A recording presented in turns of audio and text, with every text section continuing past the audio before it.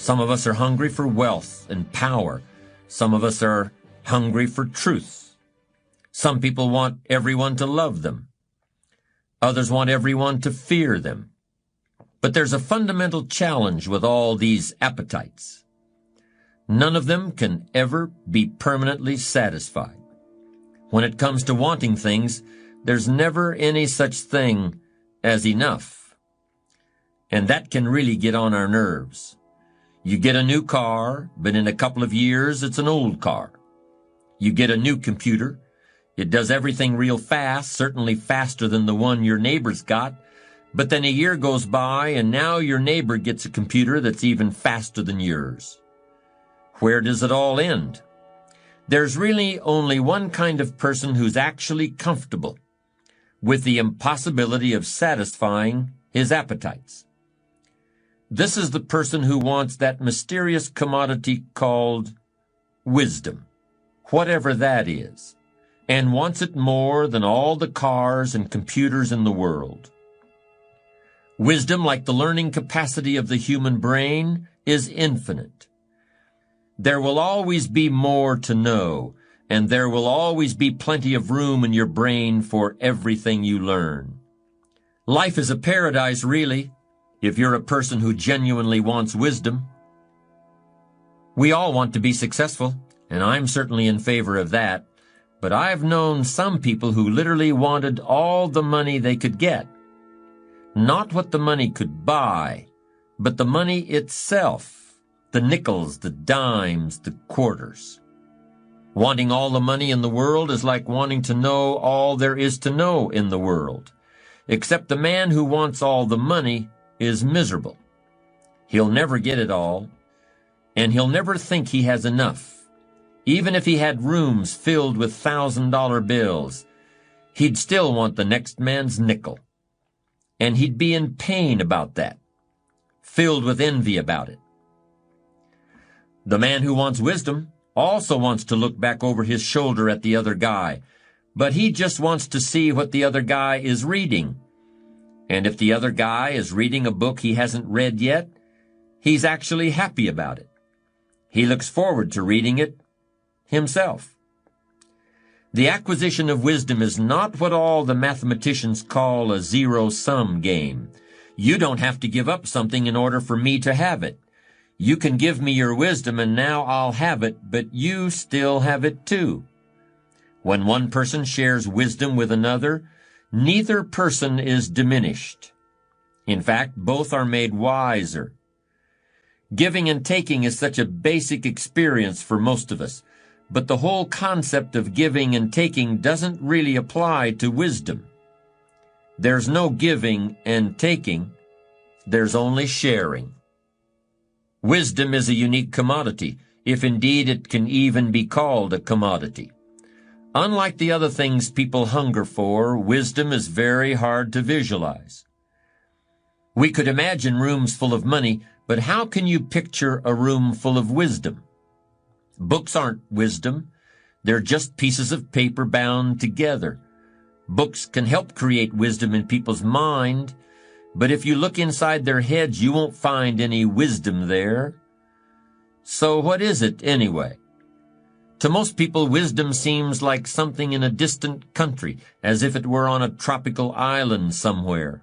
Few people, if any, have ever seen it, but it's something that everybody's heard reports about. But almost everybody believes wisdom exists, even if they've never seen it.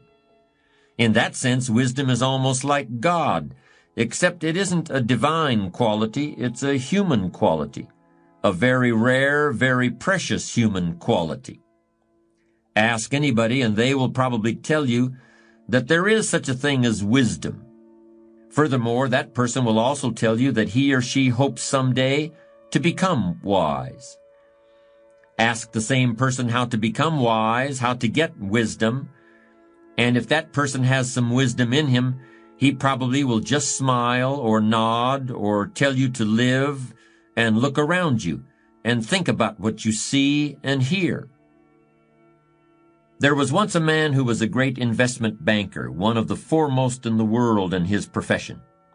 He was born in poverty in Europe. was completely self-taught, and had used brains and guts to make a tremendous fortune. Many listened in fascination to this man telling the story of his life, and then would say, "Sir, you should write a book that would sum up all you've learned about the world and about how to succeed in it." But this great international investment banker just looked and smiled. He said, "Well, I suppose I could do that. But it wouldn't really be much of a book. In fact, I could tell you everything I know in just 15 or 20 minutes. Everything I've come to understand over the course of a lifetime. But what good would it do? These aren't things you can just hear about from someone else or read in a book. Until you've discovered them for yourself, they're just words, just puffs of air or drops of ink on a page. You've got to live in order to learn what I've learned. You've got to arrive at these truths the way you arrive at your destination after a long journey, with that same sense of fulfillment and joy." It's ironic, isn't it? Wisdom is not a thing you can buy, or a course you can take in school, or a degree you can earn. Yet every parent wants his children to attend good schools, and rightfully so. Wisdom is not really something you can get from another person, yet you can gain some wisdom from everyone you meet. Wisdom is something a wise man always feels he needs more of, yet the true sources of wisdom lie nowhere but within ourselves. There are plenty of people who are too smart for their own good, people who are filled to overflowing with facts and technical knowledge, but who are sadly lacking in human understanding and common sense. We've all met people like that. They score high on all the tests. They get perfect grades in school. They win all the prizes. They often get paid very well to practice their skills, to build things, and write computer programs, and carry on lawsuits, and manage other people's affairs. But go home with one of these whizzes. Look at their lives outside of work, if they have a life outside their work, and you'll find that all sorts of things that regular people know, like the difference between right and wrong, and what's fair, and how to give happiness, and what life is worth, that they haven't even thought about. "What's that got to do with me?" the smart one asks. "What is this thing you call common sense? What is this stuff you call human wisdom? What is this thing you call strong character?" I've seen people who have everything you could possibly want, every object you could dream of, everything you can drive down the street or sail on the ocean or fly through the air. But on the inside, where the real person lives, they're broke. They haven't got anything. They haven't got a clue.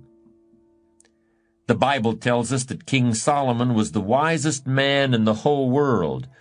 But he was not only the wisest, he was also the richest man in the world. Kings and queens came from all over the world to get Solomon's advice and to admire his riches. The Bible tells us that when Solomon was just a young man living in the court of King David his father, God told him he would grant him one wish. You know what he wished for? He didn't wish for a kingdom. He didn't wish for great power. He didn't wish for good looks or unlimited pleasure or long life or love or fame or security. Solomon asked God to grant him wisdom. And because he asked for wisdom and none of the other things, God gave him everything else too. The most important difference between you and me and Solomon isn't where or when we were born, or the privileges we have or don't. The difference isn't in our names or our bank accounts, or the positions we hold in life. The difference is Solomon got wisdom by asking God for it. The rest of us must look around us for wisdom, and look for it in everything we read and in everything we do and in everyone we meet. And most of all, we must look for it in ourselves, perhaps more than any other element of strong character. Wisdom is a quality that we must earn and learn on our own. Yes, wisdom is a unique component of character. If you don't have it, nobody can tell you what it is. And if you do have it, probably you'll be wise enough never to say, "I'm a wise person." The wisest man in ancient Greece, the greatest philosopher the world has ever known, was a man named Socrates. In fact, Socrates made wisdom his profession. Philosopher means lover of wisdom in ancient Greek.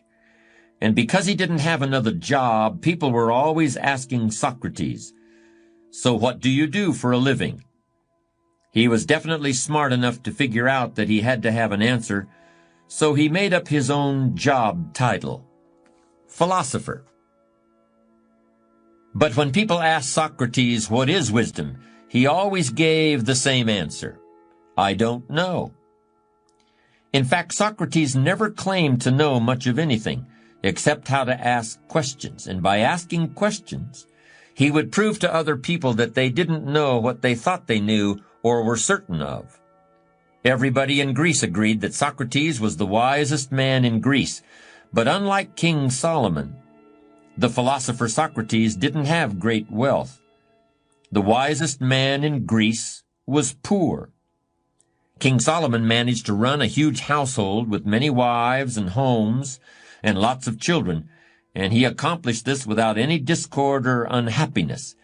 But Socrates had no home life at all.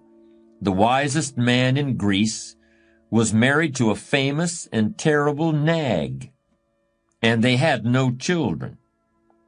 Socrates, the wisest man in Greece, just went to the marketplace every day and hung around and asked people questions and hoped to get invited to a banquet so he wouldn't have to go home and face his wife. King Solomon was honored by all the great leaders of his time, but Socrates, the wisest man in Greece, didn't even have any support among the powerful people in his own country. Their sons would go to Socrates and learn what they could from the philosopher, but the powerful families of Athens, the Greek city where Socrates lived, got tired of Socrates' questions. They grew exasperated with the way he was teaching the youth of Greece that nobody knows anything for sure. So they accused the wisest man in Greece of corrupting their children. Instead of honoring the greatest philosopher who ever lived, the Athenians sentenced Socrates to death, unless he would take back what he taught, unless he would apologize. But Socrates didn't take it back. He didn't apologize. Socrates cheerfully drank down a cup of poison and just sat there calmly saying goodbye to his few faithful students, asking questions the whole time. Solomon and Socrates, two very wise men, but two very different destinies. Great wisdom is no guarantee of anything, but to those who really care about it, wisdom is its own reward. Socrates could have avoided prosecution as a criminal if he had just admitted he was wrong. And you could make a case that agreeing to be executed when you could avoid it by just saying a few words is not very wise, perhaps not even smart. And you'd be right if it were you or me in that position. But it was the right thing to do for Socrates, because Socrates really knew who he was, and he knew that what gave his life meaning and made it worth living was just this manner he had of asking questions and trying to answer them honestly. After all, what would the rest of your life be like if you were to suddenly become dishonest to yourself? After dedicating yourself so long to honesty and wisdom. Socrates knew who he was and what his life meant, and he understood that even one bit of lip service in his last moments would undo all the good and meaningful questions he'd been asking for more than 70 years. Is that wisdom, you may ask once again? And again I would answer with a question, like Socrates, wisdom for whom? For you and I? or for the wisest man in Greece. What might be wisdom for you and I, who possibly could live quite happily despite knowing that we had compromised our beliefs, would not be wisdom for someone who had totally dedicated himself to seeking the truth.